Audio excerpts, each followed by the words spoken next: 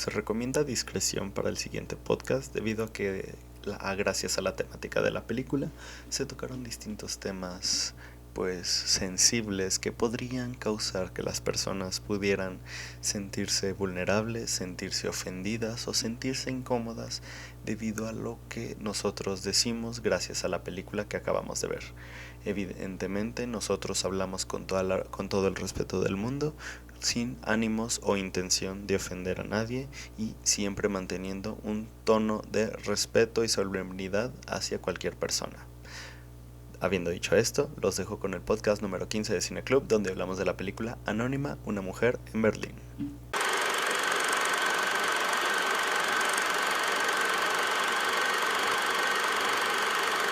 Pues creo que ya nadie se va a unir.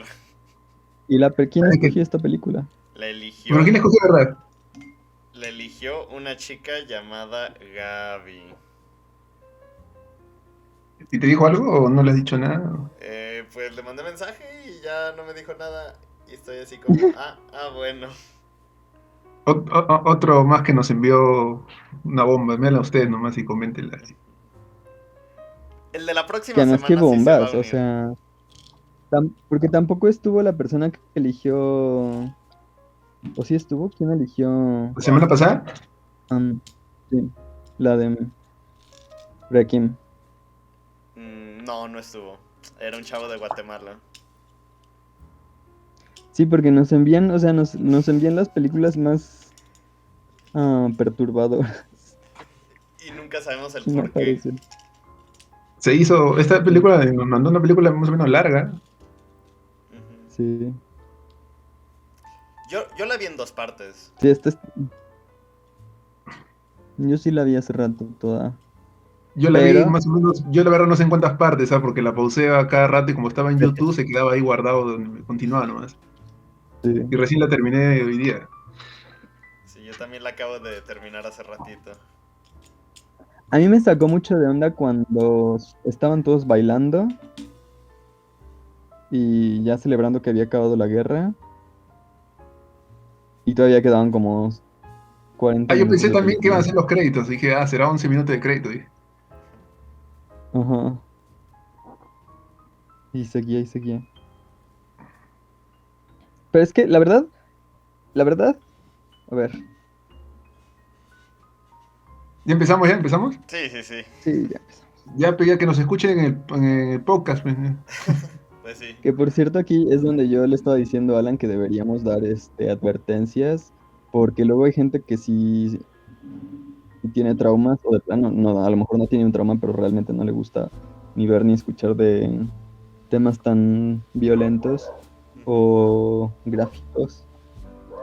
Y bueno, que no es particularmente gráfica, ¿no? Pero sí habla de violación y sobre todo de violación. Dices antes de ver la película, cuando lo envían. Y tanto antes de nosotros hablar de la película para la gente que está viendo esto, como que seguramente seré yo si acaso, porque ni mi mamá ve esto. Pero... Ay, la mía sí. No, mi mamá no.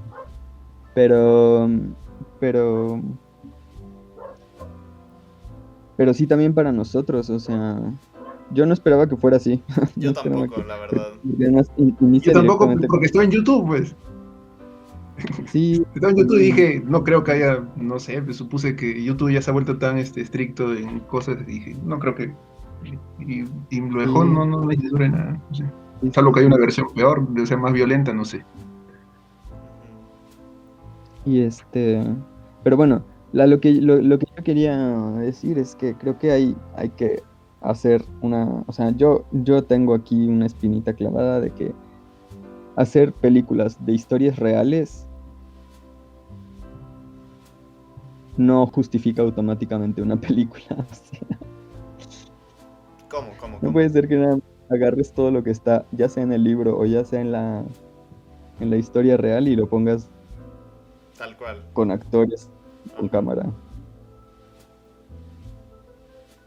Porque pues, no sé qué tanto fiel será el libro, ¿no? Y qué tan fiel será el libro también a lo que pasó, ¿no? Pero, porque hay cosas que uno ve en la película que yo diría que parecen más cosas de película, ¿no? Parece que, no sé. Pues Es que... mm, ¿sabes qué estaba pensando? Que la película esta de... ¿Cómo se llama? Cementerio para Elefantes. Ujú. Ujú. Aunque técnicamente tiene técnicamente y en cuanto a la producción, está un escalón por debajo, bueno, quizás varios escalones por debajo. Aún así, como que tiene más espíritu. O sea, hay alguien detrás tratando de hacer algo, sacar algo, usar la cámara de una forma, tratar de darle tiene una intención, ¿no? Hay algo que realmente quiere hacer y que es como su idea. Pero aquí, no sé, me parece que es como súper estándar. Ajá. La cámara aquí, composición, am, pues la vieja confiable de tercios. Pues muy bien, o sea, está bien, están bien los colores, está bien de la No hay, postproducción. no hay, como se dice, no hay un riesgo, ¿no? No, el director parece que no asumió riesgos en nada. Exacto. Como que los únicos riesgos que hay fueron más que nada en lo de la historia y en mostrar ciertas cosas, más que en algo cinematográfico. Sí. Sí. Parece que quisiera un poco más, como que la historia, a mí me parece interesante siempre conocer cosas así, ¿no? Que, por ejemplo, que no, de repente no es fácil acceso o muy difundido, pero sí, me parece que la película es plana o sea, la dirección no hay nada que tú digas, esta escena me voy a acordar o esa, no sé, algo así. Sí. Yo creo que va más por la Basi- historia, creo que lo vamos a Ujú. comentar, parece. Exacto. O sea, lo de la historia es como lo valioso, ¿no? Más que nada incluso el registro, porque sí que me da la impresión de que o sea, a mí me da no sé, yo pensé que es lo que iban a decir es que realmente era un diario.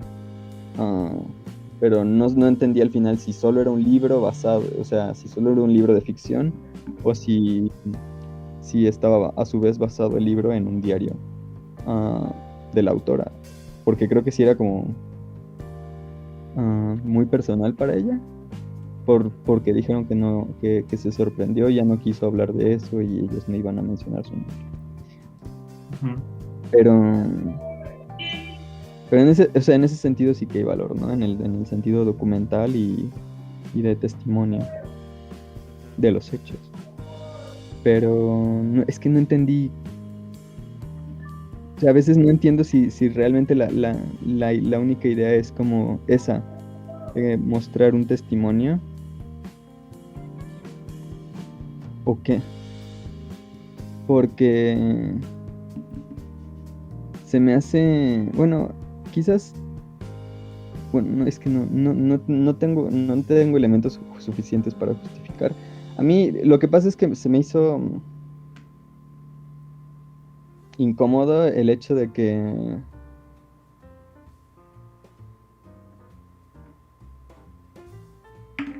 es un tema delicado, ¿no? O sea, son un montón de atrocidades, todos hicieron atrocidades y es como, no sé si realmente quisiera yo empatizar con uno u otro. A lo mejor preferiría verlo en un documental, ¿no? O sea, Es justamente que estaba pensando, esa relación, ¿no? Que hay, que vemos entre ella y el otro, el teniente o coronel, no sé, se me hace mucho de película y como que, no sé, después de ver tanta crudeza, como que ujú, no quiero ujú, ver eso, ujú, no quiero ver una ujú, relación ujú, ujú. en medio de eso, ¿no? Sí. Sí, que no se trate de eso, ¿no? Porque al final es como una película romántica. Esa es la conclusión.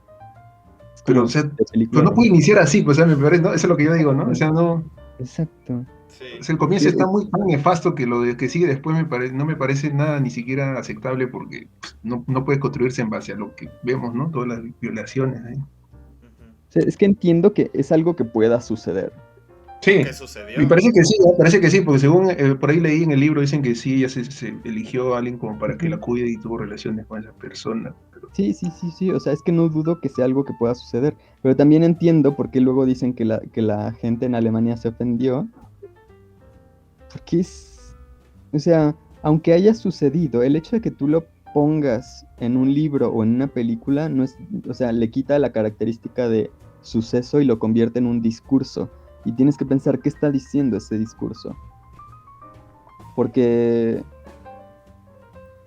realmente no entiendo, yo no entiendo qué dice la película, porque no creo realmente que lo piensen, que se haya pensado mucho. O sea, parece que al final es como ella se prostituyó para sobrevivir porque los rusos fueron súper crueles y tuvo que hacerlo, pero al final se enamoró. Y entonces es extraña esa oración, es extraña. Si dices, tuvo que prostituirse para sobrevivir porque los rusos eran horribles, pero al final se enamoró del mayor ruso. Es como que le falta algo, ¿no? Es como, eso es todo lo que estás diciendo. O sea, Como que le quita peso a lo terrible que ella pasó, me parece. exacto, te estás diciendo una cosa horrible y luego haces como si nada. A lo mejor si todavía siguiera algo después de eso, o no sé. Una idea, por ejemplo, no sé si han visto Juego de Tronos, Sí. pero por ejemplo, Daenerys ya tiene una especie de algo así, ¿no? Como que sufre algo parecido y después se ve que tiene una relación con su violador. Entonces también me hizo acordar un poco ese paralelismo, digamos, ¿no? Y dije, esto parece demasiado justamente de algo ficticio, pero no sé, mezclar esa cosa que es real y a la vez te hace sentir que es ficticio, no sé, y todo eso violencia a mí no me dejaba pensar, estoy viendo una película, estoy viendo una especie de documental, no sé, quieren que yo empatice con alguien ahí en general. Porque aparte no es cosa de ella nada más. O sea, Uh-huh. ese es el problema, que no está representando, o sea, no se está representando solo a ella. O sea, ella desde el inicio es un personaje, pero como representativo de todo el colectivo que además está con ella y que tiene sus propios, o sea, que no está desaparecido en la película. Es decir, no se trata de cómo ella lo vivió, sino de cómo las mujeres lo vivió, y por eso el título es Una mujer en Berlín. Y entonces no tiene sentido que al final se enamore, porque si una se enamoró, eso no es representativo de todas.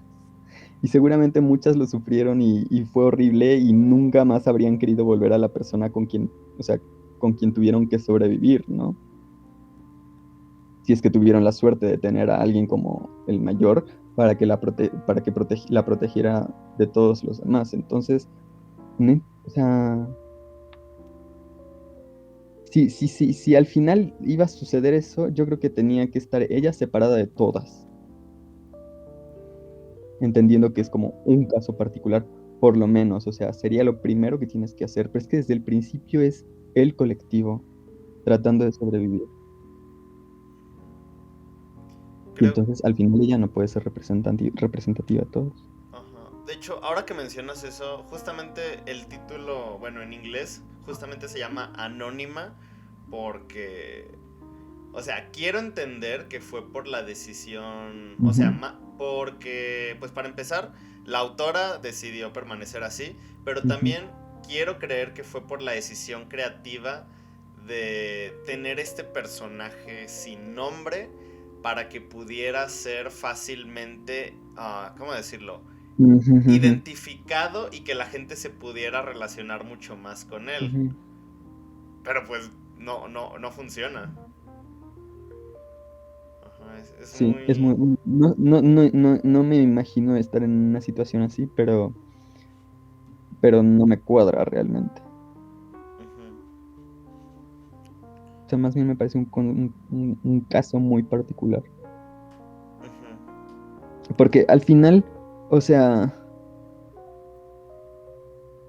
si pensamos en la última, bueno, en el último ese baile que tuvieron, que la señora esta que sale en Dark, sí. ok, acepta bailar con el otro vato, pero todavía como que se le lanza y ella no quiere, entonces está como feliz, pero incómoda y triste. La otra también, la que es música, violinista, que se sale y le dice al señor que se suicida, antes de que se suicide, le dice como hay que ser prácticos, ¿no? Ya terminó la guerra y ahora hay que sobrevivir, y se va a llorar. Pero la conclusión, o sea, y entonces, pues a lo mejor ahí se podía haber hecho una conclusión de todos, ¿no? Esa es una buena conclusión. Bueno, hay que ser prácticos, o sea, vale. Pero al final la conclusión no fue esa, sino que se enamoraron. Y lo fue a buscar y le fue a decir, y entonces... Y esa escena final en que la agarra de la mano, ¿no? ¿no? Y prácticamente como Sí, como sí. que fue bonito lo que tuvieron y digo, no sé, ¿de dónde hubo? No sé, no puedo ver con buenos ojos todo lo que pasó, ninguna relación que nazca sobre eso, entonces, no sé, me parece, o sea, no voy a, o sea, todos los que están ahí, los detrás, todos los militares, todos los, ahí, los tenientes, todos, me dan asco, pero jamás voy a empatizar con eso, por todo lo que han hecho, ¿no? Y al final todavía siguen siendo igualitos, ¿no? No es que ya se volvieron uno, pero parece que la película un poco te muestra como que, mira, parece que tiene sentimientos, pero no sé.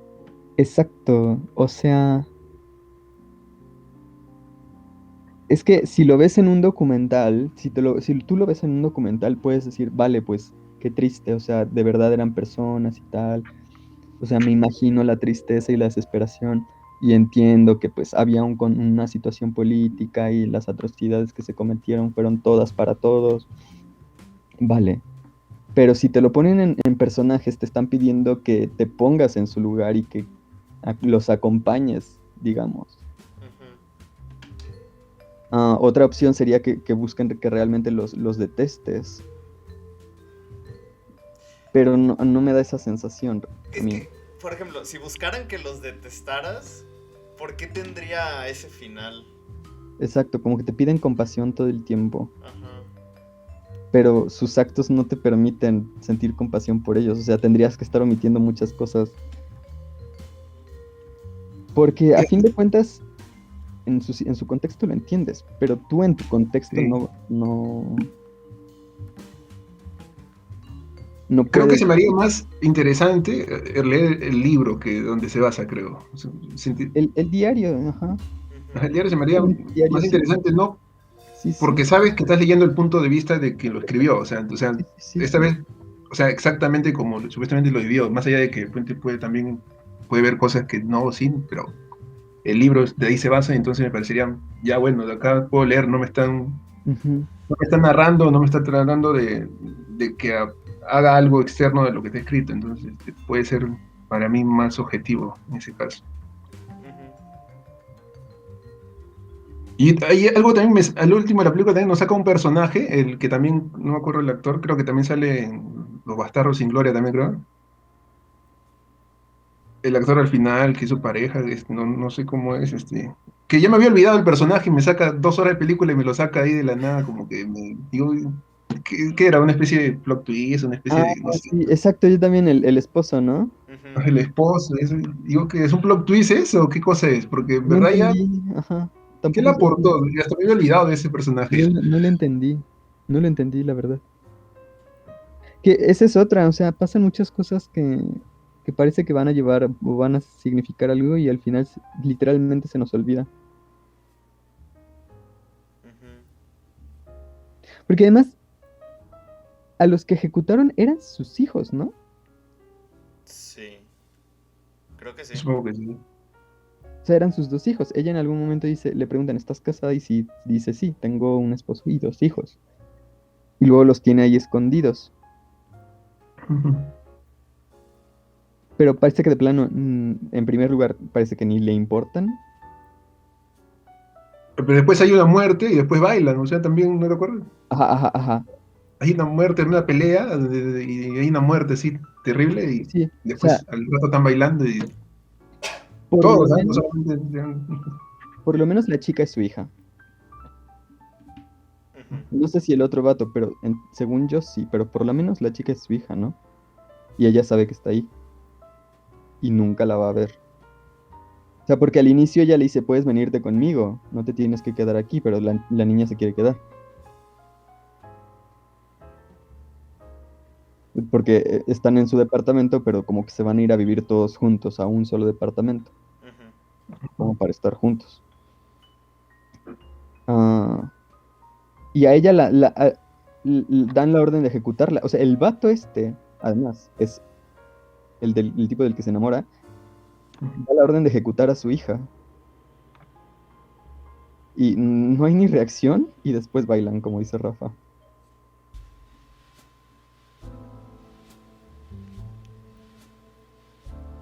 Mira, estuve viendo y... Ay, no sé. Es que vi que en algunas páginas dice que la película dura 3 horas. Pero, por ejemplo, si te pones a verla en Letterboxd, sí dice que dura 2 horas con 11. Así que... Pero creo que sí, definitivamente sí faltan como cosas ahí en medio, porque hay personajes, hay situaciones que definitivamente no te llevan a nada. A ver, para, para complementar tu información, creo que sí, ¿sabes por qué? Porque creo que por ahí leí que se basaba en una especie de miniserie, creo, de 3 capítulos, algo así, por ahí leí. O sea, puede ser 3 horas y lo han reducido en película en 2 horas, algo así. Y supuestamente lo reducieron porque dice que nadie veía esas 3, nadie se les hizo pesado ver eso y lo hicieron película. No sé, o sea, imagínate que era más pesado la película. Bueno, no sé. Es que exacto, o sea, cuando el hecho de que le pongan más tiempo no quiere decir que se entienda mejor. No, al contrario, más bien yo creo que en una edición te mejora la película, ¿no? Una edición, una buena edición. Sí, exacto, o sea, un buen montaje podría... O sea, más bien incluso habría que quitarle cosas. Es que, por ejemplo, todo eso de que atrapan a los niños, es que los niños no, o sea, pues que no intervengan, no tienen ningún efecto en la historia. Podrían no estar y no pasa nada. Porque luego llegan, es un problema que este jefe o general o mayor o lo que sea, no la quiere entregar para ejecución y bueno, al final es la razón por la que lo llevan, creo. Pero igual podrían no estar los niños y simplemente que se fuera. Porque te quedas ahí como, "Buah, se van a poner a bailar y a la mañana siguiente va a llegar la policía o a medio baile va a llegar la policía y se va a llevar a todos porque ya los cargó, o sea, ya los tienen fichados y están molestos hasta con el general porque es un traidor, porque no entregó todo esto estás pensando y al final no pasa nada. Entonces no lo hubieran puesto, o sea, si no lo iban a atender, si no le iban a dar tratamiento a eso, pues no lo pongas. Pero es que a mí me da la sensación de que son cosas que pones porque están en el diario o están en el libro. Y claro, en un diario tiene sentido que un día pase algo y aunque parece que tendría consecuencias, no te enteras y ya no tuvo consecuencias. Tiene sentido en un diario. Y en la vida, en el día a día. Pero... Además, supuestamente no está escribiendo en un orden, ¿no? No está escribiendo cada... O sea, puede pasarse días y volver a escribir y Sí, entonces... tendría sentido. No... Pues simplemente, o sea, es que hay... Por eso no me gustan las historias, por eso no me gustan las películas basadas en historias reales. Porque muchas veces se conforman como con poner la historia real, como la historia real y a cada crítica que le planteen a la estructura de la película, que así es la historia real, es que yo quería ser fiel a la historia real. Pero pues, la historia real se puede ver en libros de historia o en que incluso los libros de historia tienen un discurso y de eso los historiadores son muy cuidadosos. Pues sí, la historia siempre lo escriben los que ganan. Sí. A ver, acá dice que dura 2:55 minutos, o sea, casi 3 horas. Creo que sí, o sea, debe ser como te digo más o menos. Creo que han agarrado una especie de miniserie y de ahí lo han resumido, pero debe ser casi 3 horas.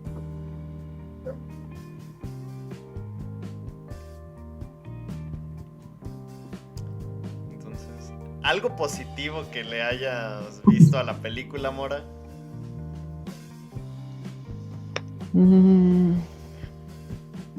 La música, yo diría. Y ¿sabes qué? Más allá, a mí, por ejemplo, yo le encuentro positivo que me ha hecho buscar sobre esto que no me había puesto a pensar, ¿no? O sea, siempre vemos películas donde acaba cuando llegan los estadounidenses o llegan los rusos y ya se acabó la película. La vida es bella, o no sé, infinidad de películas, ¿no? Y qué bueno que sea algo que más o menos pasa y al final y ver que también son unos miserables. O sea, el que gana, o sea, puede salvar a su gente, pero le llega a la otra gente igualito. Y utiliza la venganza, todo. Y me parece como contexto histórico, como historia, me parece que me haya hecho buscar todo eso me parece a mí positivo, pero así como volver a ver esta película, prefiero más bien leer o buscar documentales sobre esto, ¿no? Ujú.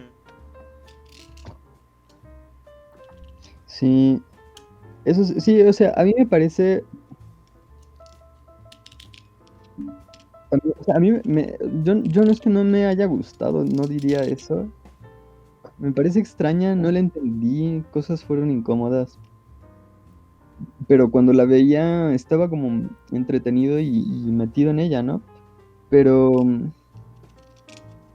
en gran medida es justo por eso, por lo interesante de los acontecimientos, en el sentido de que pensar que sí fueron reales, ¿no? O sea, que son cosas que sí pasaron. Y que, como dice Rafa, no son de las que se cuentan todo el tiempo. Y al mismo tiempo, como... O sea, me llama la atención, eso sí, fíjate, que no sé si... Me imagino que sí es parte intencional, pero al mismo tiempo que o sea, ¿cómo habla de los rusos como personas, o sea, al mismo tiempo que cometen esas atrocidades, cantan, se juntan, bailan, hacen chistes, quieren cocinar, ¿sabes? Y es un poco, o sea, es una cosa muy extraña que además entiendo también que eso es parte de lo que me incomoda de la película y que creo que está bien que que se trate de ese tema. Y es como, bueno, o sea, nadie nunca deja de ser persona. Am, Nadie nunca deja de tener pasiones, tener gustos, intereses, familia, ah, lazos no solo con la gente, sino pues con tu tierra, con la música, como cada quien canta. Por ejemplo, eso es muy interesante del ejército ruso, ¿no? Como viene de todos lados. Hay un mongol, hay siberianos, hay ucranianos, hay gente del Cáucaso, y todos como que tienen sus lazos, pero pero aún así están haciendo tanto mal. Ujú. Y creo que eso que dice Carlos, se ve en esa escena cuando están, creo, en una mesa y creo que están hablando, sí, yo quiero, tengo mi familia, quiero mis hijos, quiero ver a mis hijos, creo, ¿no? Sí, un poco eso que dices de que algunos tienen otras cosas, ¿no? Tienen sus sueños, y que sí, ¿no? Se puede ver eso, pero también vemos algo de la película que vemos, que no muestra a veces de lo terrorífico, ¿no? Que son las guerras, ¿no? Y todo o me ha dicho de todo lo desastroso que puede ocasionar, ¿no? Desde de la conducta humana, como parecen como si fuesen ¿no? Se deshumanizan y tienen libertad para hacer lo que quieran. Y siempre la que sale, digamos, siempre quien va ahí salir peor es prácticamente la mujer ahí, como vemos, ¿no? Ujú. Hoy hubiese estado hoy día alguna mujer conectada, porque parecemos tres hombres blancos hablando de violaciones. Ajá. Sí, bueno, sí. A Así fin de como el chiste de Boyard Horseman, no sé si han cuentas, visto. Ajá, sobre el aborto. Ajá. Pues, sí, de hecho, se me hace muy curioso porque, por ejemplo, para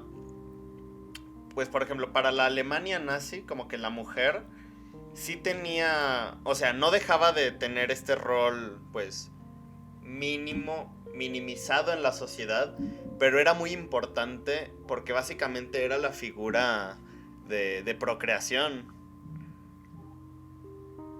Ujú. O sea, seguía siendo como relegada a un segundo plano por parte de los hombres, pero para el partido nazi, ya que ellos tenían la ideología de lo más importante es la raza y el clan, y ya después cada persona como, pues sí, como alguien individual, como el individualismo.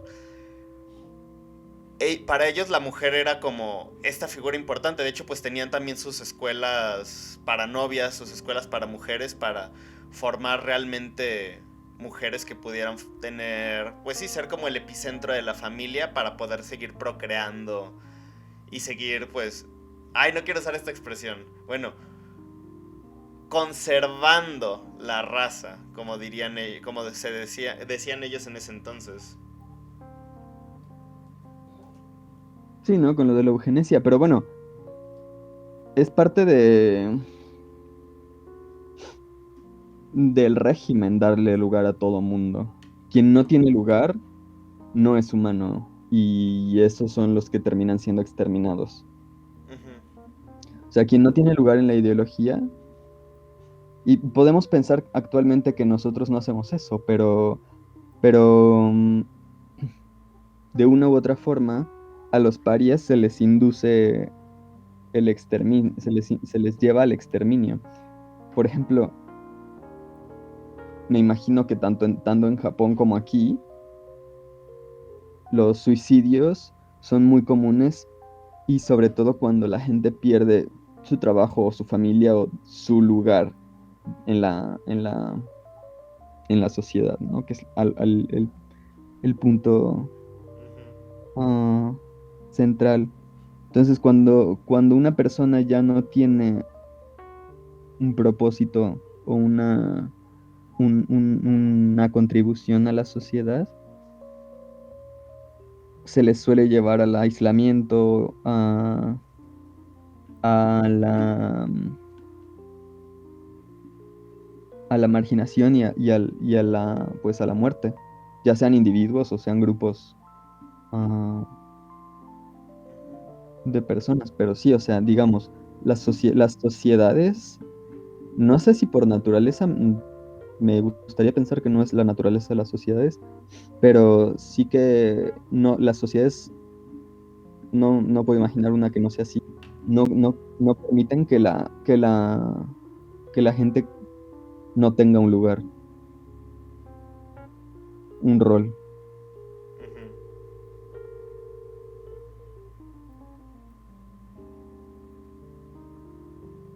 Y lo interesante, bueno, yo creo que a lo mejor sí que no sabría yo hablar de violaciones, pero está esto del comportamiento humano respecto al mal, ¿no? Como creo que hay estudios, no recuerdo de dónde me enteré de esto, pero he escuchado que hay estudios donde calculan que los niños que permiten el bullying, que lo presencian, son más propensos a después ejecutarlo ellos mismos. Porque, porque una vez que tú ya entraste, aunque sea de manera muy superficial, a un círculo de violencia, es muy difícil salir porque cada vez te vas metiendo más y te vas involucrando más. Y cuando te das cuenta y dices, oye, ¿qué está pasando aquí? O sea, ¿cómo estamos haciendo esto? ¿Cómo llegamos a este punto? Estás tan metido que regresarte es como un conflicto de identidad y, o sea, si yo creo que esto, o sea, si yo me metí aquí porque me gustaba o me parecía bien o al menos no tan mal y yo lo permití, pues significa que todo lo que hice antes está mal, entonces no, está bien, tiene que estar bien porque yo sabía que estaba bien. Entonces esto también tiene que estar bien. Si esto es la consecuencia, tiene que estar bien porque yo sabía que estaba bien. O sea, como hasta Y cierto punto lo normalizaban indirectamente, ¿no? es que no es tanto que lo normalices, seguramente sí la gente llega, bueno, no sé cómo funciona, la verdad, pero yo me imagino que la gente llega a decir como, no, esto está mal, y cuando le da vueltas, tiene que racionalizarlo, porque si no, todo lo que hizo antes está mal, no solo es una cosa, ¿no? Todo Se lo que pensó, lo que le autojustifica, enseñó, digamos, ¿no? ajá, Ujú. pues estás muy involucrado emocionalmente ya con lo que está pasando. O sea, digamos que un niño ve que otro niño le está pegando, ¿no? Al nuevo o lo que sea.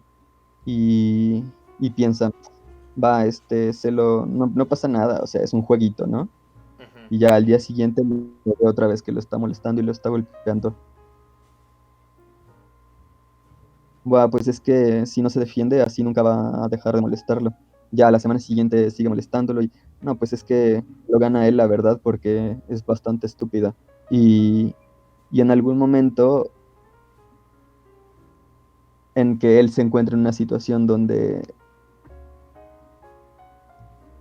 detesta a alguien o le parece a alguien muy estúpido, va a decir, pues lo tengo que golpear, ¿no? Porque se lo merece. O no sé, es el tipo de razonamientos que suceden.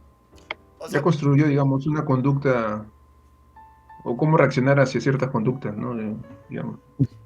Ujú, termina siendo como una bola de nieve que al principio sí lo ve como ujú. algo extraño, pero poco a poco intenta darle como una justificación al acto hasta el punto en el que, pues, para él viene siendo como la misma solución hacia sus propios problemas.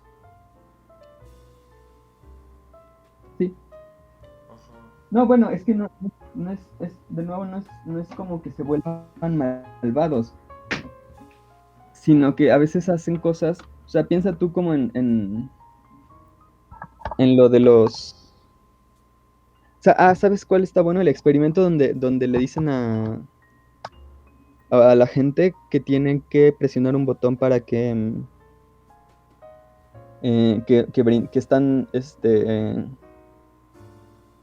evaluando los límites de,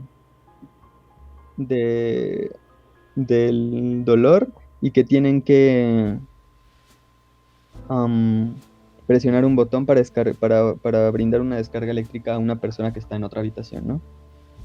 Entonces ellos están en un tablero presionando el botón y al principio es como muy bajito, ¿no? Es como bzz, nada, bzz, nada.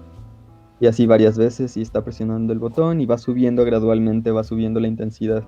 Y no hay nadie en el otro lado, pero le ponen una grabación donde hay alguien que está diciendo como, ah, me hace cosquillas o de pronto, uff, ese sí que me dolió, jaja.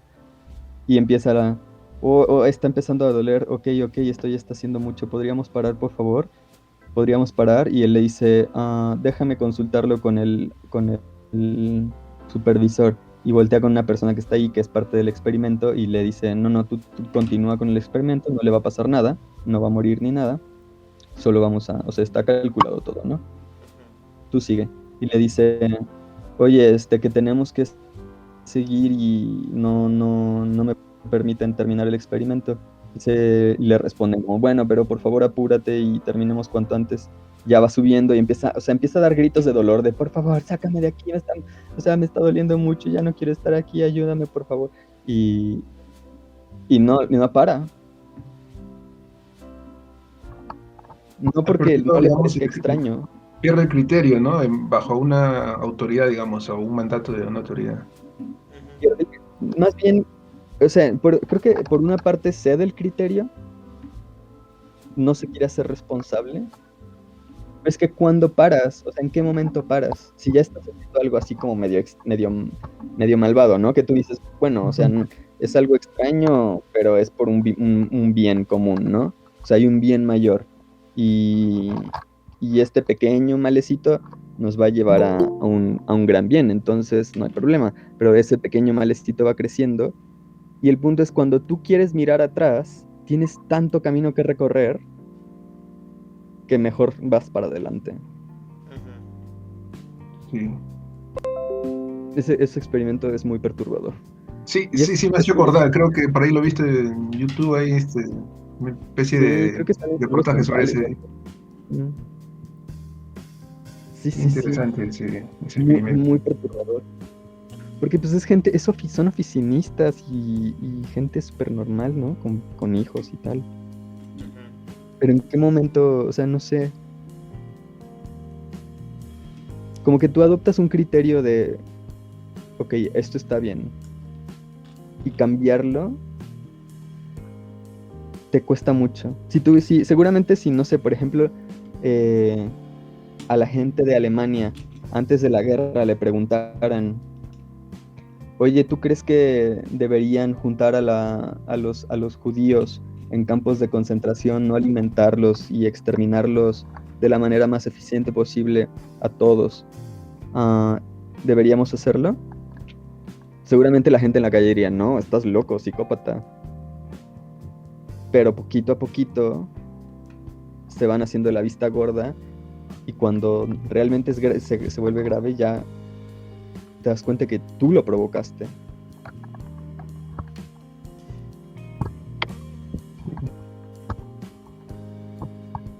Es muy... Da mucho miedo porque te das cuenta que podrías ser tú. O sea, que tú podrías terminar haciendo esas cosas.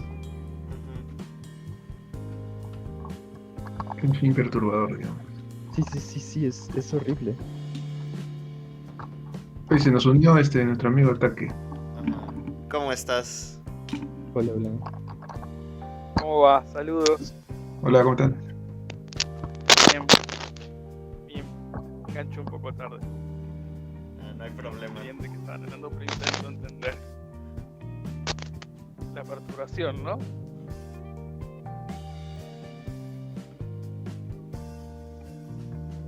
¿Cómo? Como que nos dejó este film. ¿Tú qué opinaste de la película?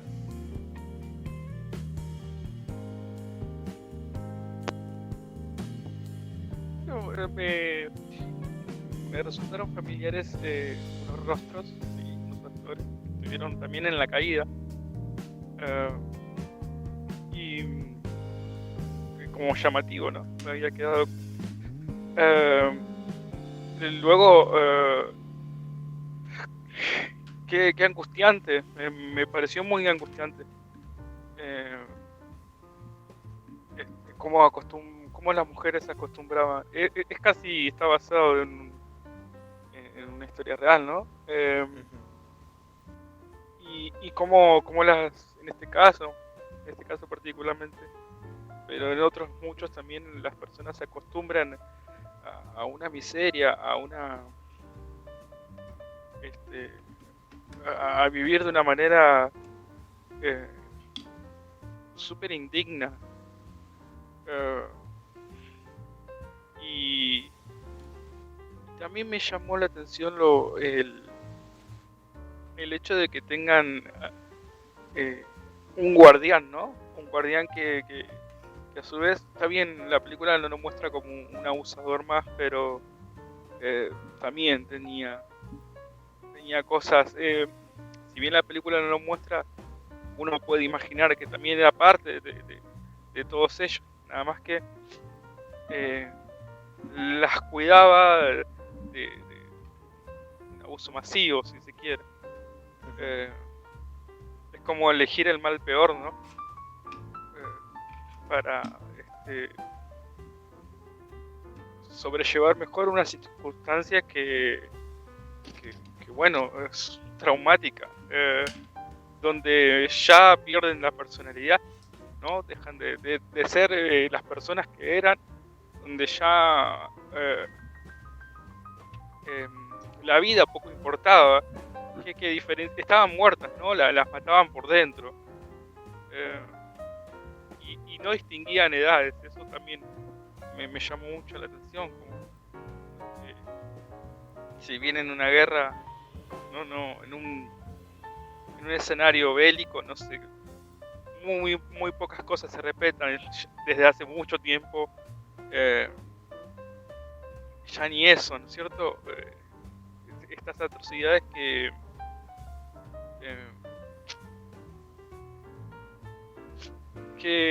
disuelven un espíritu, disuelven el espíritu humano, el espíritu de las personas que tienen que vivir, que tienen que pasar por eso. Ahora yo tenía la pregunta de que ¿cómo se desenvolvió todo esto?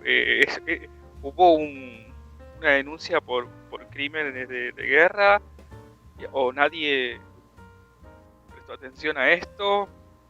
Porque según la publicación que decía al final de la película, la publicación del libro no fue bien recibida, y como que la editora, la escritora tuvo que sacarlo de circulación o una cosa así, y quedó en la nada, ¿no es cierto?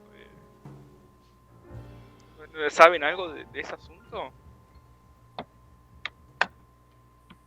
Yo dudo mucho que estas cosas hayan tenido consecuencias, la verdad. Si actualmente no tienen consecuencias. De Sí, hecho. claro. Sí, Además, no. por ahí, uno leyendo, busca que más bien alentaban, la prensa soviética alentaba a que se vea, a que hagan todas esas cosas. Hay que vengarse del alemán, así que yo dudo de que en verdad hayan una especie de denuncias o algo, ¿no? Todo fácil lo han tapado todo. Que creo que es parte de lo que trata también la película. O sea, es que a fin de cuentas en una guerra todo mundo está loquísimo. O sea, pero es que no hay un bando que no haya cometido las peores atrocidades de la historia de la humanidad. Sobre todo en esa guerra, ¿no? En esa y en la primera, o sea, pues es que son los periodos más tristes de la humanidad en general, o sea, los momentos, ¿no? Porque en realidad para la historia humana es muy poquito, pero Sí, donde se vieron a gran escala, ¿no? Porque atrocidades hubo alrededor de la historia, tal vez en determinados puntos, en determinados momentos, pero en estas dos conflictos fueron como a escala global, donde pasaba alrededor de todo el mundo. Hoy día 2021, el mes que estamos, el día que estamos, está pasando esto en un foco, en un conflicto. Y nos preguntamos hasta dónde llega, hasta dónde llega la deshumanización, ¿no? Eh, eh, eh, no sé, ahora pienso que, bueno, vieron estas como especies de drogas que le dan a los soldados para que consuman antes de ir a las batallas, eh, que son, ¿no? Como que incentivan, como que ciegan y, bueno, como que los enfurece más. Y en ese tiempo no sé si había algún tipo de algo que consuman para enfervecer todo ese odio. Y también me pregunto, ¿qué ese odio innato de las personas a cometer masacres, de dónde viene, de dónde nos nace? Porque eso no vemos que se disminuya, no vemos que se haya aprendido nada de eso, ¿no? 60 años después aún siguen pasando este tipo de cosas y aún peor.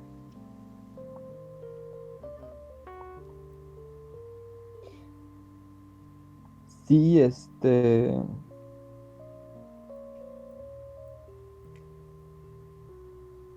sea, para educar a la gente sobre, digo, no sé no dudo que les dieran drogas, pero no sé si era tanto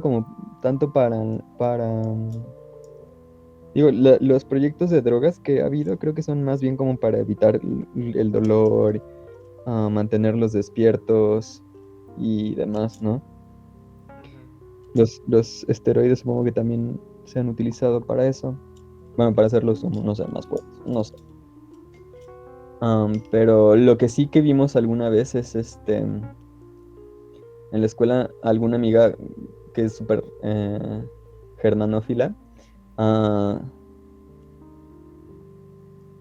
nos mostró un video ahorita se los paso, de cómo Disney hacía como de estos comerciales, no supongo que eran como comerciales o películas cortitas para los cines, donde el Pato Donald y Mickey Mouse hablaban de lo horribles que eran los niños nazis y cómo los educaban para ser malvados y les salían cuernitos y se volvían monstruos y máquinas de matar. Creo que literalmente dice máquinas de matar.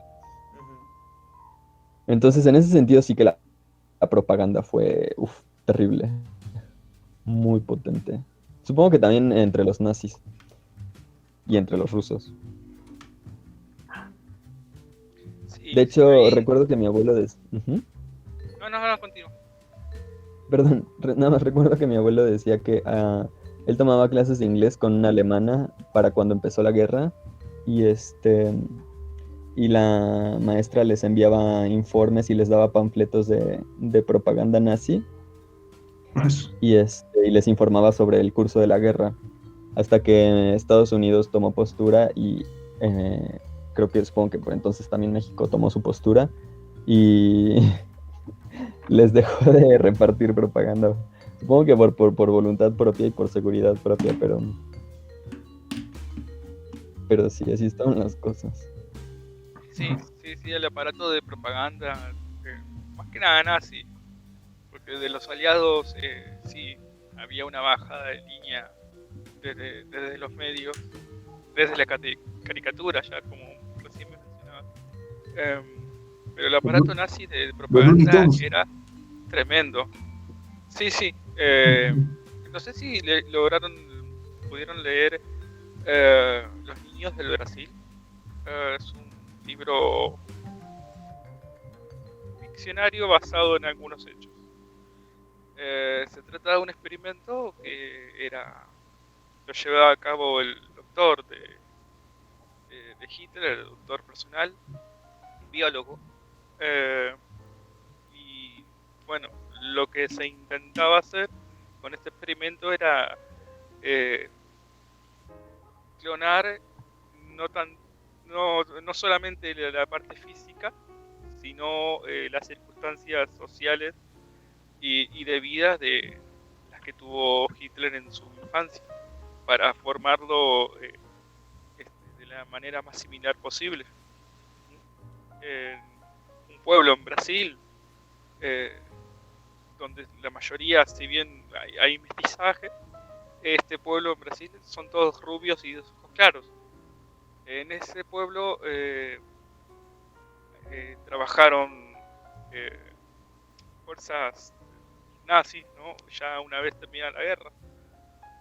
Bueno, aquí en el Cono Sur, donde vinieron a establecerse muchos ex combatientes y ex mandatarios del partido, no es tan disparatado que haya sucedido algo así.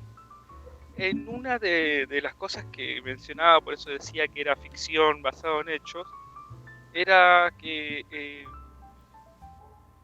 la propaganda alemana ponía como, por ejemplo, hallazgos arqueológicos de vasijas o de algo así de la raza aria, ¿cierto? Y lo pasaban en televisión, ¿cierto? Periódicos, y bueno, lo ponían como verdad. Ponían como verdad algo que nunca ocurrió.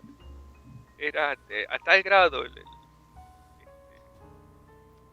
esta verdad instalada que las personas no tenían otra visión de las cosas. Entonces, cuando a la protagonista le preguntan, ¿no?, si era nazi o no, ella en su duda a nosotros nos da a entender que sí, porque si no definitivamente lo haría de manera rotunda si fuera lo contrario. Tal vez ella tenía esa duda, pero había muchas opiniones que también reflejaban eso. Era una duda desde el desconocimiento.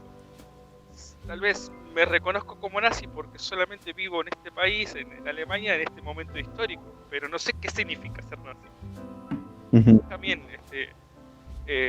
se amparaba mucho en esa ignorancia alimentada por toda una propaganda y un aparato inédito hasta ese momento.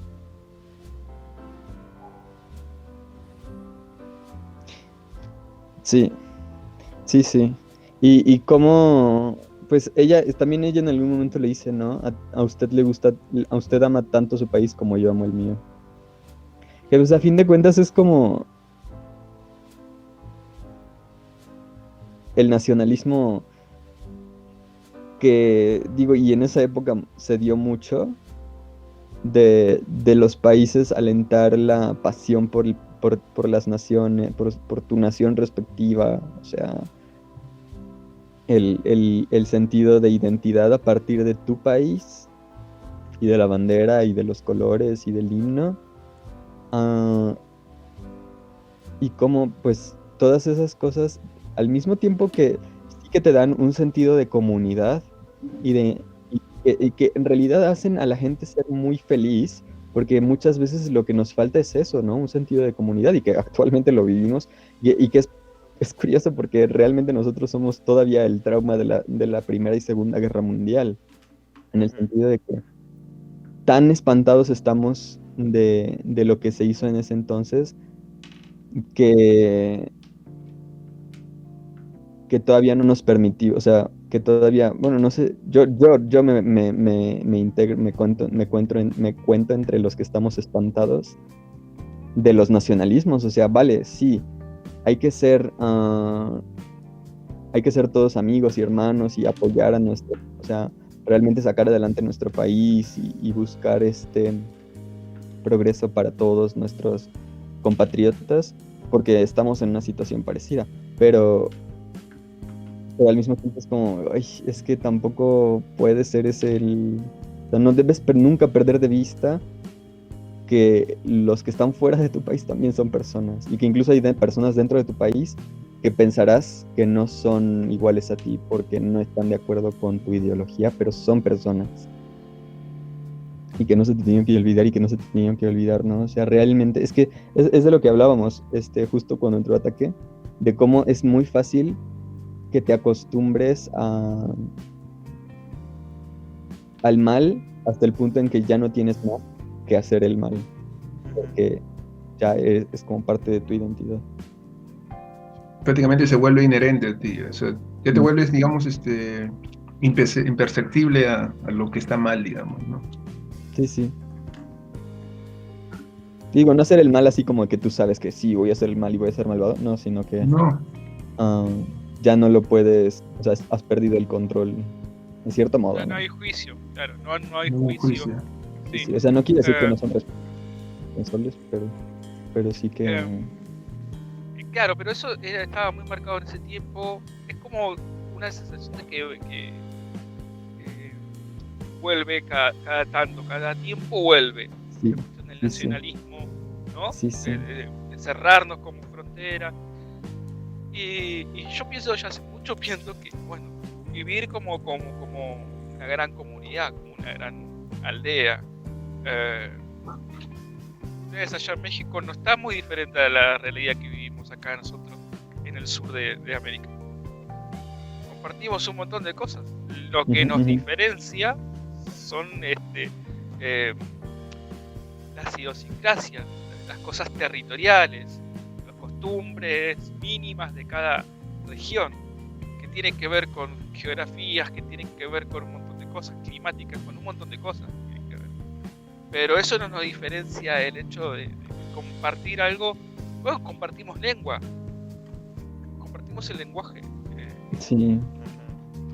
Incluso, yo incluso diría que lo único que nos diferencia, no solo a los latinoamericanos entre nosotros, sino a toda la gente de todos los países, solo son fronteras y políticas decididas por políticos. Sí, claro. Sí, claro. Totalmente, sí. Y bueno, entonces el nacionalismo es el opio de los pueblos. Después del nacionalismo, el paso siguiente es el fascismo. Sí.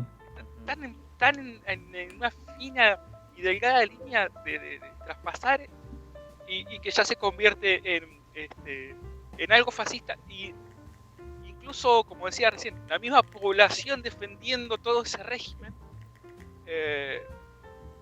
sí. que está tan adentro que lo ven como, bueno, vamos a la guerra, todo, y no, la verdad es que no gana nadie con eso. Algo, cuando ganó Trump en Estados Unidos, algo mencionaban después de que ganó, de que, no me acuerdo, no me acuerdo quién era, pero no sé si fue en el radio o fue en YouTube, pero escuché que alguien decía, lo que está pasando es que en Estados Unidos la gente esperaba que una vez que ganara Trump y vieran las tonterías que hacía, los mismos que votaron por ellos dijeron, no, pues sí, la cagamos. Pero lo que pasaba era que había tanta presión del grupo opuesto, había tanto conflicto, y digamos, los demócratas en ese caso, hacían tanto hincapié en que es que te equivocaste, tú votaste por Trump y tú eres un monstruo igual que él, que la gente sentía como la necesidad de reafirmar su identidad y su voto. No de, o sea, voy a defenderlo hasta exacto, por más que esté me tengo equivocado. que defender. Sí. Pero ese, digamos, es una actitud bien humana, pues, ¿no? Casi Sí, siempre claro, nos claro. cuesta reconocer el error, creo. Ujú. Y entonces, ya, mientras más me criticas, más voy a estar empecinado ahí, solamente por darte la contra de repente. Es que tampoco habría que pensar necesariamente que es un error. A fin de cuentas, votar es casi tirar una moneda al aire y, Sí, y uno siempre, o sea, uno siempre quiere lo mejor, no solo para él, sino para todos, más o menos, ¿no? La verdad es que sí, en Estados Unidos hay mucha gente que la verdad no parece que sea así, pero la razón te dice como, bueno, la mayoría de la gente uno no tiene que pensar que quiere exterminar a un grupo ni nada, simplemente quieren, o sea, toman las decisiones y tienen las ideas que les parecen lo mejor. Pero ahí tiene que haber un poquito también de apertura, yo creo, de siempre tratar de todos ser comprensivos con el otro bando, ¿no? Porque de esa forma es como ellos pueden ser recibidos de vuelta. Porque si ya no pueden ser recibidos, si cuando se admiten su error, todos les van a estar diciendo, ah, te dije, pues no, mejor no admites tu error y te quedas con el bando que sí te va a querer. Ujú. Sí, no hay Que eso es lo que yo reconciliación. veía que Sí. pasa. Y pensamos de dónde viene esta división, ¿no? Divide y reinarás, aún se aplica. Ujú. el enemigo es Acá, el otro, ¿no? ¿cómo? El enemigo es el otro, siempre se Sí, dice. Sí, sí. Incluso en la misma frontera, como decíamos. Ujú. Ya, va no tanto la cuestión fronteriza el otro país en enemigo, sino que está dentro de nuestra frontera. Y ya es la división aún más interna. Y yo no quiero ser tan drástico y pensar en escenarios de guerra civil y estas cosas, pero se muestra mucho esta diferencia, por ejemplo, no sé, en el caso de Brasil, donde políticas llevadas a cabo por el presidente que tienen ha llevado al país a una masacre prácticamente de lo que está viviendo ahora todo el mundo. Y no está contrariamente a lo que decía Carlos, que hay personas que sí, la mayoría de las personas optan por que nuestro voto sea benefactor para la mayoría, pero hay otros votos que son más interesados que otros. Ujú. No sé cómo será la situación en México o en Bolivia, donde casi explícitamente hay, acá en Argentina hay casi explícitamente partidos que son ultraderechistas, pero ultra. Y esas personas no piensan en el bien común, definitivamente. ¿Y qué pasa con esas personas? No sé, bueno, está la discusión, ¿no? De decir, ¿con esas personas se discute o se combate? Es verdad, sí. Sí. De hecho, por ejemplo, aquí en México, y es un caso del que pues creo que hablo casi todos los días con mi mamá, con profesores y así, hay un chavo que se está postulando en Nuevo León. ¿Para qué se está postulando? ¿Tú sabes, Mora? No sé quién. Samuel García. No sé quién es. No, ay, qué suerte que no sepas quién es. Bueno, seguramente sí has escuchado hablar de él. Es el chavo que se la pasaba diciendo toda su candidatura. Ha tenido este discurso de que él, pues, sufría mucho porque cuando era niño su papá lo llevaba a jugar golf los sábados para poder pagarle y cosas así. Y se me hizo muy curioso porque justamente este fin de semana él en un debate mencionó que pues el estado de Nuevo León, que es un estado aquí en México, pero que está en el norte, dijo que debería tener como sus propios libros de texto.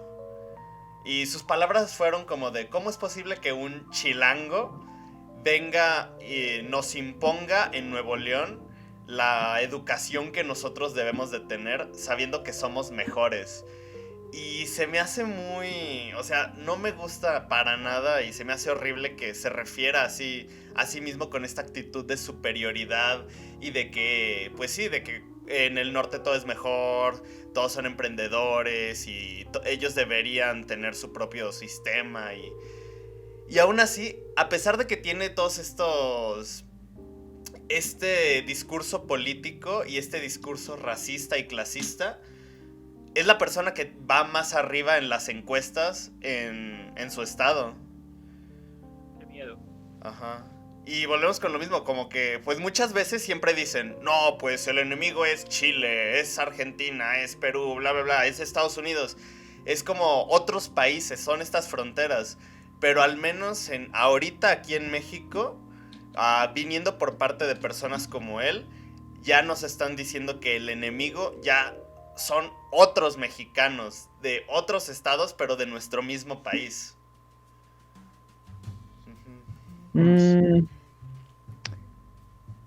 Ay, pero eso no se diferencia mucho acá, esos discursos clasistas. Por ejemplo, cuando acá hay Sí, candidatos al Congreso, siempre dicen, uy, pero ese no tiene estudios, ese sí, ¿por qué eso no tiene secundaria? Como que todos tienen que ser profesionales, como... Y eso obviamente son discursos clasistas, ¿no? O sea, que el hecho de que alguien haya tenido privilegios para poder llevar una carrera no te hace, digamos, superior con alguien que no los tuvo, ¿no? Pero pues aquí ese discurso no es como hacia una persona en específico, es más que nada como hacia ciudades, hacia estados.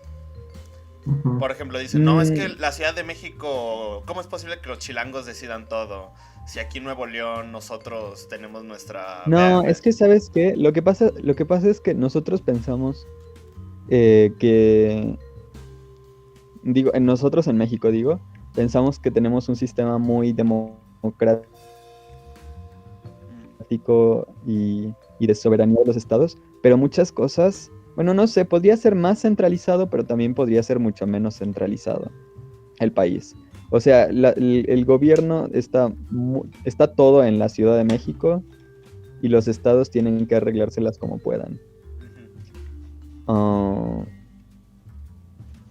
pero, o sea, por un lado sí entiendo que es un discurso clasista y sí es de derechas.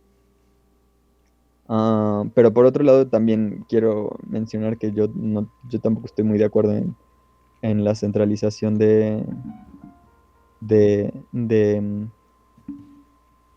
del sistema político bueno, de muchas cosas, ¿no? Porque en cuanto a educación también en el sur se enojan, o sea, porque Monterrey está al norte y en el sur también están muy molestos, pero es que sí tiene un poco o sea, tiene más sentido en el sur que en el norte. Lo que pasa es que en el sur hay muchas más comunidades indígenas que hablan lenguas indígenas y que tienen necesidades muy particulares porque no hay ni carreteras ni nada o sea, no hay escuelas, no hay carreteras, no hay internet, o sea, es muy diferente. El norte es plano y tiene infraestructura, ¿no?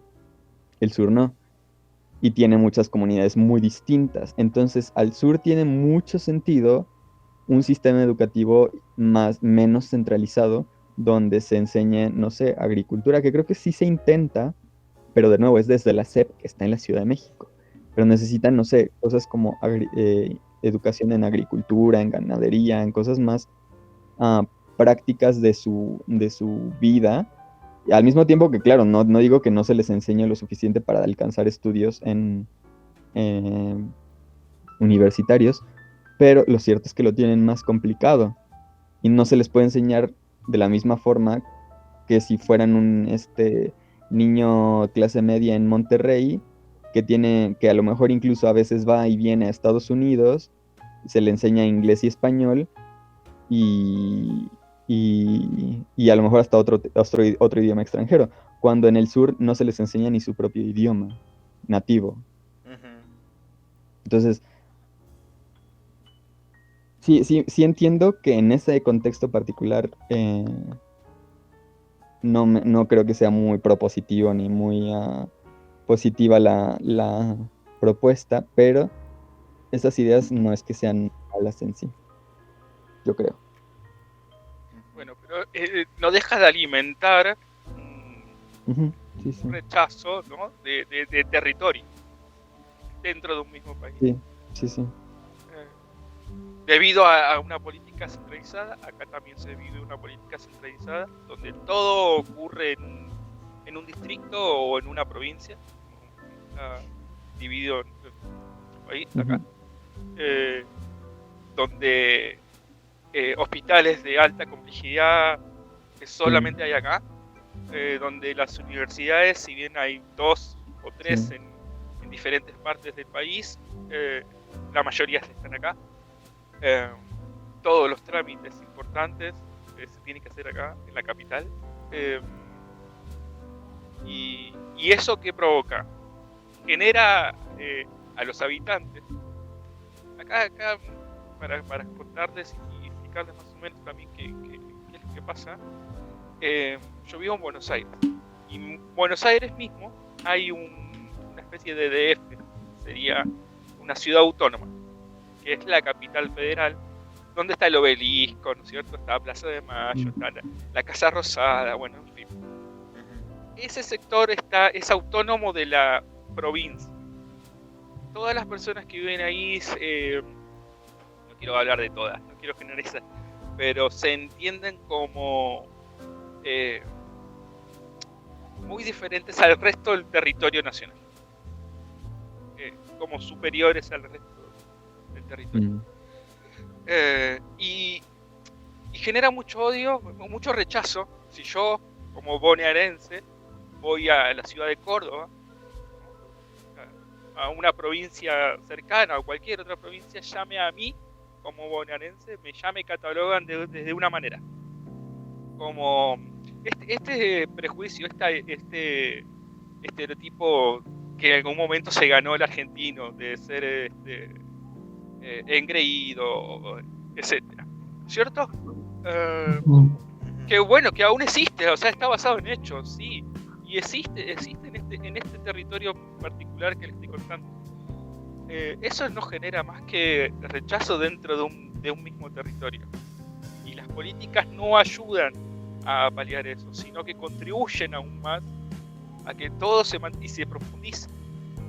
Hace muy poco, hace unos meses, salió una provincia queriendo un diputado queriendo proponer la independización del territorio de toda una provincia, como sería Cataluña, pero sí. acá en Argentina. Creo que tal vez esos casos pueden llegar a aumentar en diferentes partes de Latinoamérica en cualquier momento. Sí, acá también. Sí, acá también todo siempre es Sí, hay o sea, se polariza esta situación. Hace y que también acá se... hay territorios exacto, que se polarizan y se quieren separar. Pero bueno, es que acá también pasa mucho esto. Lo que yo platicaba cuando viví en la Ciudad de México es que, porque decían, es que no legalizan el aborto y no sé qué, y yo, claro, a mí, o sea, por mí, porque en la Ciudad de México es legal, pero en el resto del país no. Bueno, hay otros estados, creo que en Oaxaca, por ejemplo, es legal. Y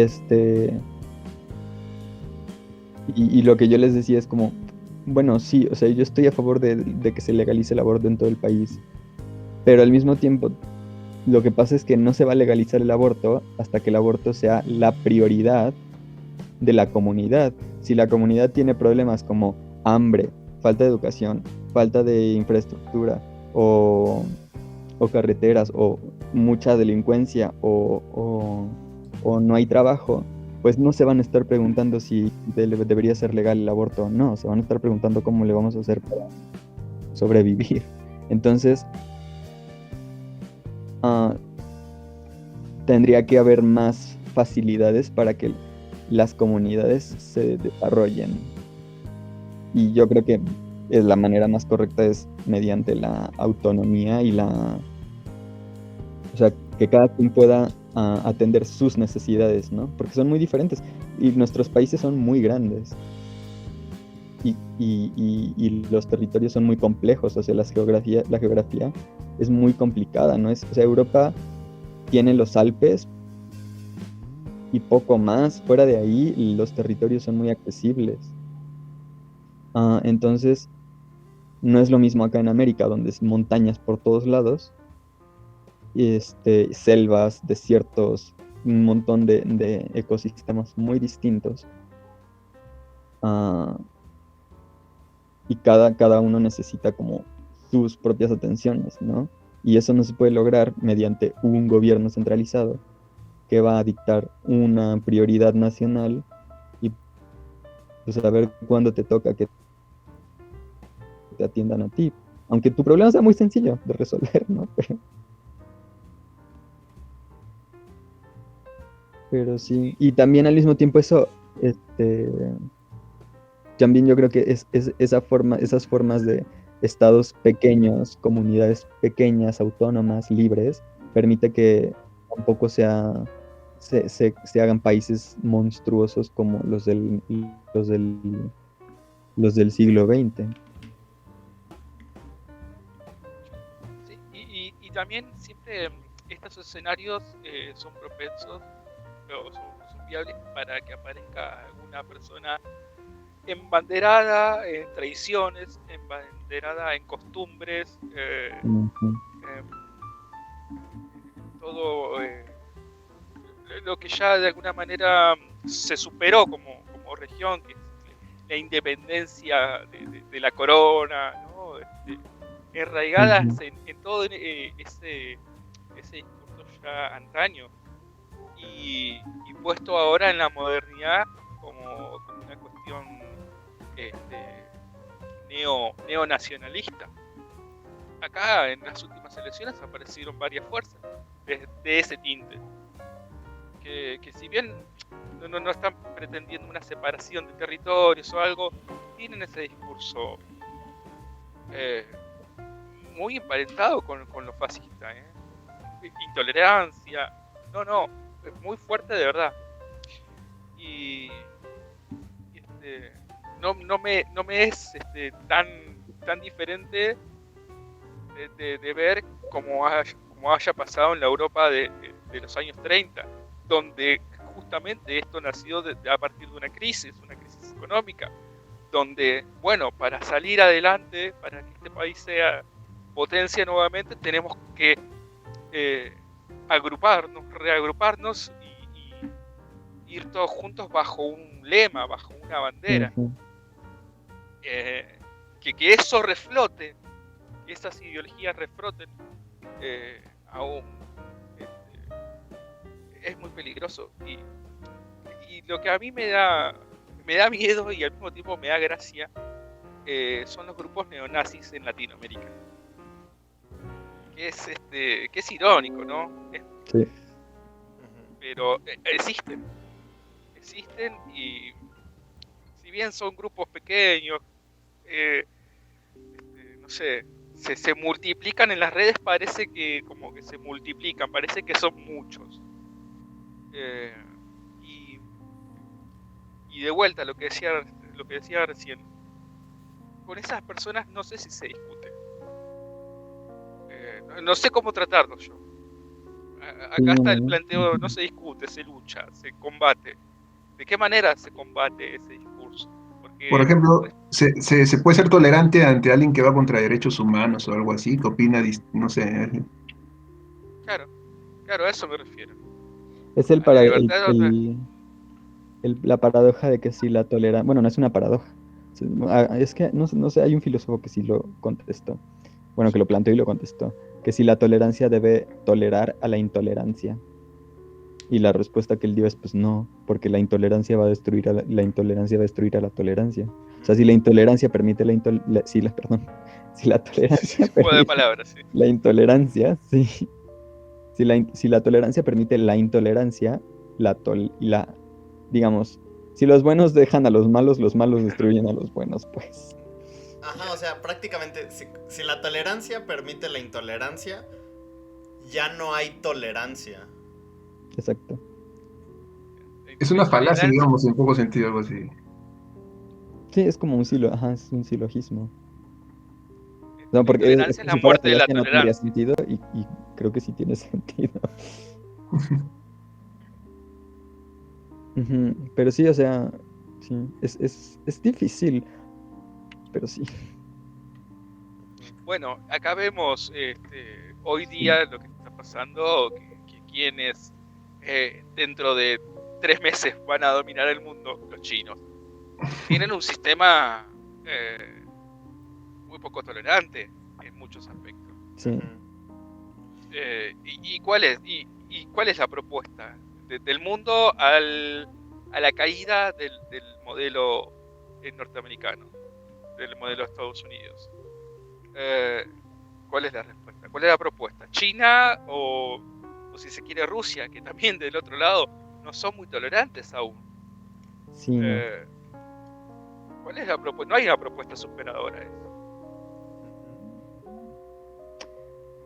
No, Y nosotros como Sí, países sí. tercermundistas tenemos que tomar tenemos que estar Porque- aliados. no, y de además, alguna o parte. sea, porque sí está eso de que la caída de Estados Unidos, ¿no? Pero lo peor es que la respuesta digo, poniendo como ejemplo Estados Unidos, pero la respuesta incluso en muchos países de Europa, para evitar eso de China y Rusia, está siendo justo la extrema derecha. O sea, quiten a los chinos, sáquenlos de aquí, segregación, bloqueos económicos y bloques o sea, bloques de países, Occidente contra Oriente, no los dejen pasar y, ¿sabes? O sea, que a fin de cuentas todos los bandos se están maquiavelizando. Sí, donde también nunca se deja muy en claro quiénes son los buenos y quiénes son los malos en este caso. Sí. ¿No? Hoy día está pasando esto en la Franja de Gaza. Sí.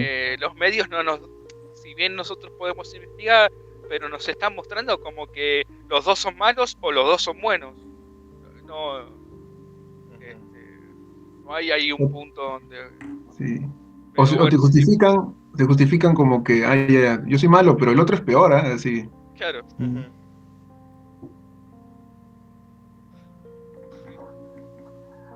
Ay, no. Perdón, ¿no? El comandante, ay, no me acuerdo su nombre, era muy parecido a Putin, ¿no? El protagonista. ¿No les pareció Sí. eso? Ajá. Sí. Sí. Yo pensaba que era también de Dark. Pensaba que era Ulrich de Dark, porque sale la esposa de Ulrich. Y también se me La hizo- esposa ahí sale. Ajá. Sale también la que le da un beso, la que es como su enfermera. Sí. También se me hace familiar, pero no sé dónde. ¿Desde dónde? A mí también, bueno, yo desde que la vi, como media película la estuve confundiendo con Gwendolyn Christie. De No Juego sé de quién es Tronos. Gwendolyn, pero esta chica se me hizo familiar. Yo creo que la he visto en una película seguramente alemana, pero se me hizo conocida, pero no creo que haya sido de Dark. Pero al de Bastardos sin Gloria sí lo reconocí también. Sí, como les decía, también en la caída En la caída, ajá. aparece la esposa de Hitler, ¿no? ¿Cómo era? Ahí se me fue el nombre. La pareja, su sobrina, aparece como amiga de la protagonista y cuando se la cruzan se juntan después de un tiempo y hacen esta reunión y le preguntan ¿y tú cuánto era la frecuencia? Esa mujer apareció como la sobrina de Hitler en la caída. Luego el hombre que se mata, el esposo de una de las mujeres que vivía ahí, el que se termina suicidando también, apareció como uno de los comandantes de Hitler en la caída. Así que tal vez están acostumbrados a estar en estos films, ¿no? Bélicos y del tinte. Es que Así que todos los actores alemanes tienen que hacer nazis alguna vez en su vida. En algún momento. Ajá. o escandinavos. No, claro.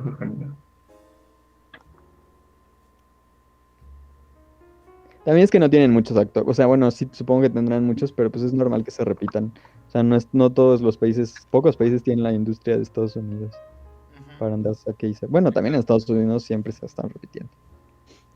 La verdad es que si ves muchas películas de un país ya empiezas a repetir actores. Sí, sí. Por ejemplo, mi Eh, mamá viendo películas coreanas es que ya identificó a los actores. Es como, ay, este es el de este, y este, y este, y este es el de este, y este, y este. lo cual ya es muy difícil en una, ¿no? Sí. Sí, Y recuerdo la película Los Educadores, también alemana, eh, que era un grupo puede ser antifascista o lo que se llama antifaz, ¿no? ujú. Entrando a las casas de la gente millonaria y desbaratando todo, no robando nada, pero sí desordenando y convirtiendo en un caos todo y dejando como un lema, como una especie de mensaje de que tengan miedo de que eso no le iba a durar mucho, de que cada corazón era una célula revolucionaria. Y bueno, después está ahí la trama dentro de una historia de amor y se pelean entre ellos el grupo. Bueno, no la voy a spoilear, pero sí, es cine independiente alemán donde también aparece varias caras conocidas. Pues es muy parecida a la película que eligió Rafa hace mucho, la de La Ola. La ola también, sí. Así, donde más o menos hay una especie de, ¿no? Hacer ejercer su autoridad y crear un grupo fascista casi. Bueno, como esa circunstancia en un momento de la historia marcó toda expresión artística, ¿no? En este caso el cine de un país, de una región, donde en algún momento, si bien no tienen que estar hablando continuamente de esto, porque al parecer en Alemania está abierta la discusión constantemente, no es algo que ya se oculte. Al menos lo que muestra Deutsche Welle, la cadena de noticias alemanas, ¿no? Que siempre está hurgando en cuestiones de denuncia y de recordar este pasado como algo a no repetir y no más bien ocultarlo como que no, esto no fuimos nosotros y no se habla de eso. No es un tabú para ellos. Pero sí, en algún momento todas las películas parecen tener siempre un guiño sobre todo de este lugar del mundo, a lo que ocurrió. Cosa que no nos pasó acá, en ese momento de la historia, no hay muchas, no sé, no tengo ahora, no me viene a la memoria películas latinas que hablen de la guerra, de la Segunda Guerra Mundial o de ese contexto. No hay mucho de esa cosa acá. En la segunda...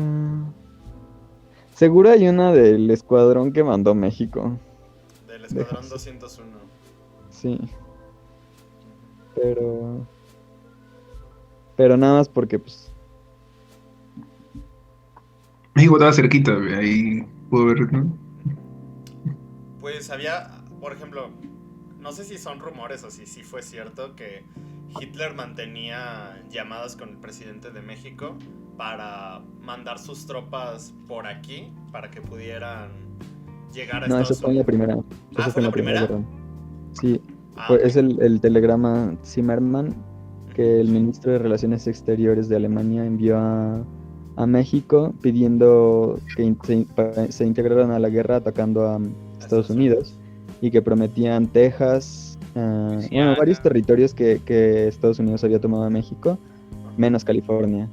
Y a fin de cuentas, los mexicanos dijeron como es suicidio, porque en ese entonces Estados Unidos ni siquiera estaba en la guerra, entonces la verdad es que Estados Unidos habría aplastado a México y ya después se pasa con Alemania y no pasa nada para ellos. O sea, la verdad es que viendo lo que hicieron en la Segunda Guerra Mundial, México habría durado 1 o 2 años, yo me imagino.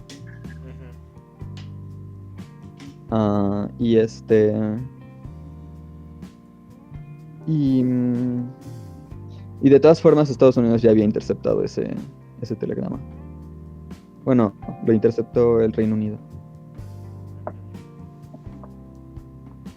como esa de, ¿saben cuál está súper loca? La de Benedict Cumberbatch, Co- el Código que Enigma. decodifican telegramas. Ah, la del código Enigma.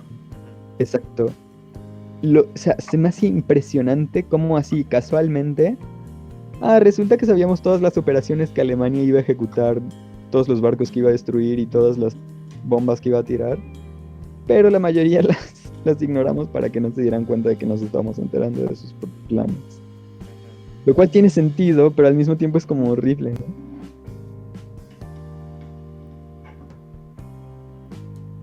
Claro, pues no dejan ahí dejan que ataque nomás, ¿no? Me acuerdo, sí. Sí, sí.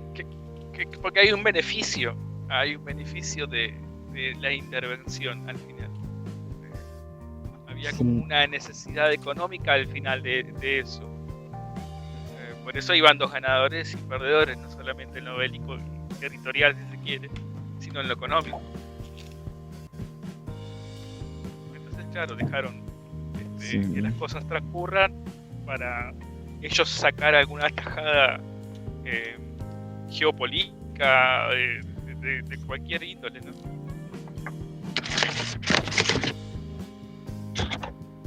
Acá en Argentina, en ese tiempo había un partido, una fuerza política que bueno, hasta hoy día sigue existiendo, que se llama peronismo. Gobernó muchos años y aún día sería una especie de peronismo el que está gobernando hoy día. Pero su fundador, digamos, aprendió de manera discursiva, o sea, iba mucho a ver a Mussolini, y en sus discursos él copiaba la manera que hablaba Mussolini a las masas, que decía que era de manera muy natural, como que no estaba hablando delante de cientos de miles de personas, sino que y él tomó eso como su discurso, además también de algunas cosas, y luego se decía que también tenía algunos contactos con fascistas italianos y fascistas alemanes luego de la guerra, y que como que dio asilo político. De hecho, acá donde vivo, a unas pocas cuadras se encontraron a un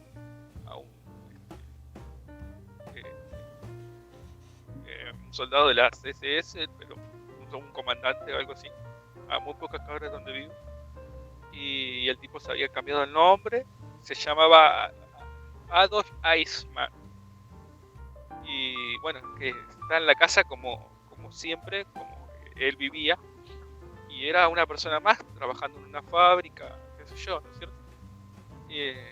Pero en el sur, en lo que es la Patagonia, dice que sí, que hay muchos ex funcionarios del régimen. Incluso se dice, no sé si es una cuestión conspiranoica o qué, pero se dice que Adolf Hitler estuvo acá exiliado, o que nunca fue muerto. ¿Vieron esas historias que incomprobables?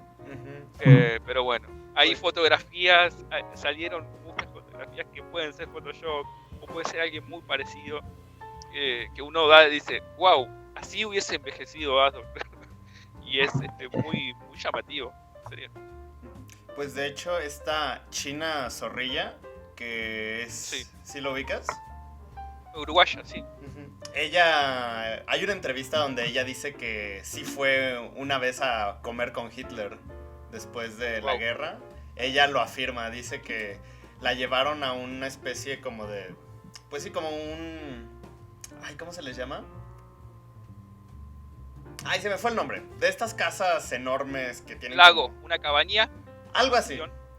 Un chalet.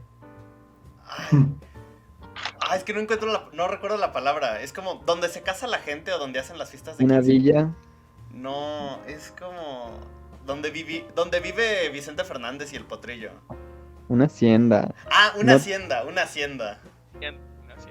Ajá, que la llevaron a una hacienda y ahí comió personalmente con Hitler. Sí, y es una... bueno, murió esta persona, murió China también, el año pasado. Pero fue una personalidad de la actuación y del cine rioplatense muy respetada, no era cualquier persona. No era una loca que apareció y dijo, sí, comí con Hitler. No. Actuó en una de las películas más emblemáticas de Argentina, así que imagínate que hasta qué punto era lo que decía era, bueno, llamaba la atención, ¿no? No decía estupidez. Así que sí, es muy para mí, yo no lo compro, yo no lo afirmo, pero tampoco digo lo contrario. No sé, hay muchas cosas que coinciden en que la política argentina en ese tiempo estaba abierta a recibir personas de ese tipo. Lo de Hitler ya es bastante más complejo, pero bueno, en la guerra vemos que cualquier cosa es posible. Entonces, ¿por qué no puede hacer posible una cosa así?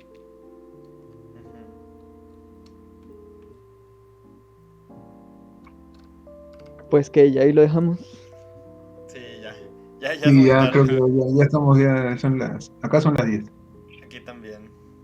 Estaría chido seguir con las teorías, pero sí. De Hitler, ¿dónde está? ¿Qué viene para la próxima? Para la próxima le toca a Mauri. Él ya me dijo que sí va a estar la próxima semana. De todas formas. Pero el anterior también dijo lo mismo, creo. ¿O no? ¿Mande? No, pero Mauri lo veo cada semana. Ahora sí.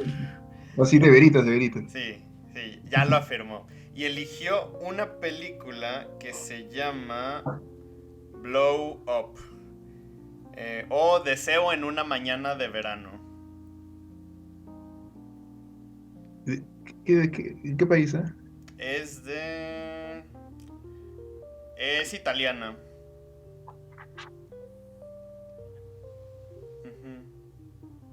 Yo la verdad, cuando me dijo de qué trataba, yo dije, wow, se ve interesante. Sí, me llamó mucho la atención. ¿Es el giallo italiano o no? ¿Mande? ¿El giallo italiano es ese género? La verdad no sé. ¿Quién es el director? El director es Michelangelo Antonioni. De Cañones, más o menos. Antonioni. Sí, puede ser que sea de él. Es del 66. Ya es un clásico, digo. Es una época donde, claro, el Spaghetti Western, sí, una cuestión así, y de ahí nace también una ola italiana que es el giallo italiano. ¿El qué? ¿Cómo se escribe? Ciao, sí. Ciao italiano. Sí. Y bueno, ahí está Mastroianni y bueno, otros directores también. También el 67. Ahí recién ya había nacido, ya Paolo Pasolini había nacido, creo. Pasolini también estaba. Pero Pasolini me parece que no estaba metido en ese, era más político Pasolini. No, sí. Pero sí, hay varios. Ahora no me sale ninguno, pero hay varios directores italianos que también formaban parte de todo, como la novela va con unas cuestiones italianas.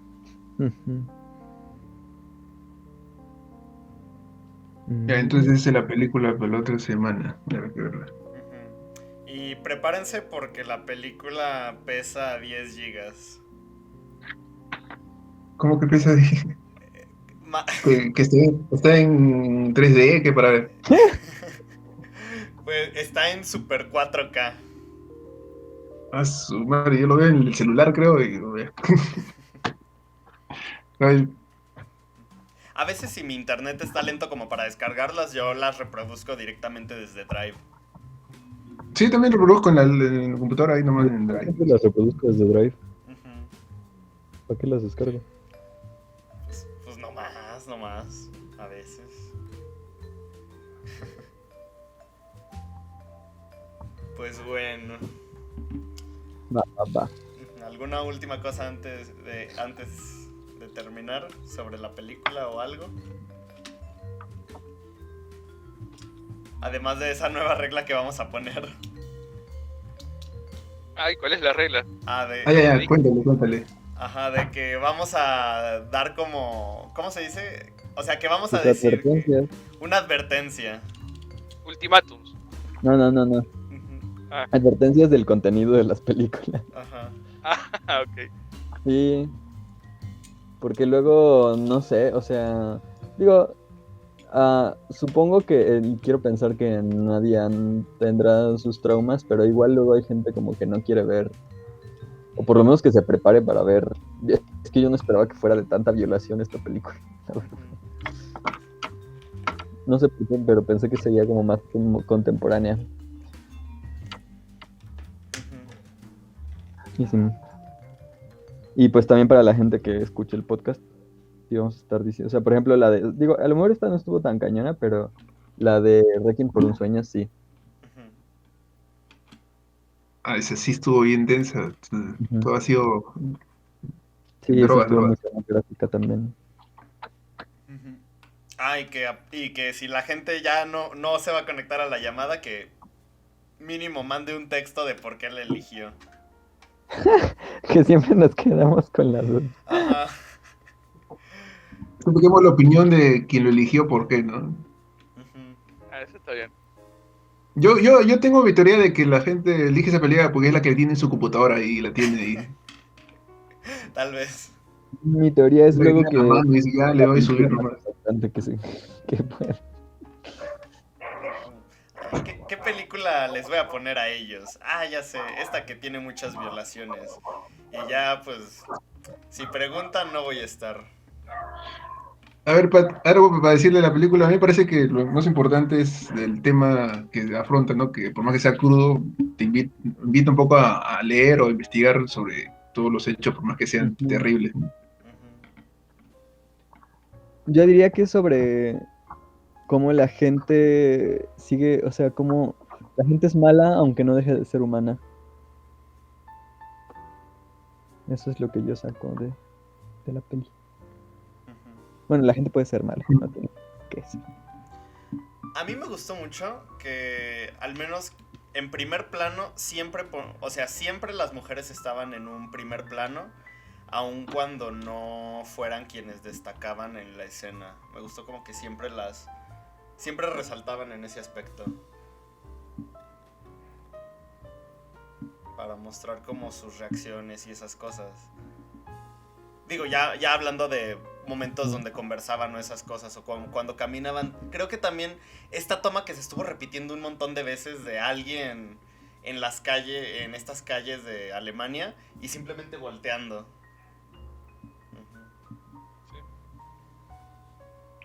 Sí. O las miradas, ¿no? Siempre que pasaba ahí. Ujú. Sí, que no se necesita tanto un ambiente bélico para que una mujer viva ese tipo de cosas también, ¿no? Ujú. Sufra ese tipo de cosas. Y también, siguiendo lo que decía Carlos recién, que una persona queriendo ser buena aún así puede estar haciendo el mal.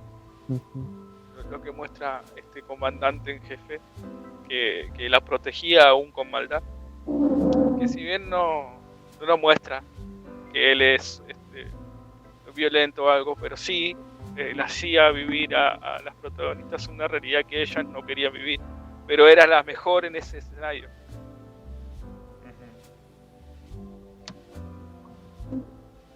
Sí. Pues bueno, estuvo muy chida la Y ahora plática. Sí. Gracias a todos. Sí, Sí, ya gracias. no, gracias, nos vemos la otra semana. Sí, nos vemos Va. el próximo martes. Oye, una pregunta, ¿ya cuánto tiempo va esto? ¿Cuántos meses? Ya perdí la cuenta, creo. Es verdad, bien.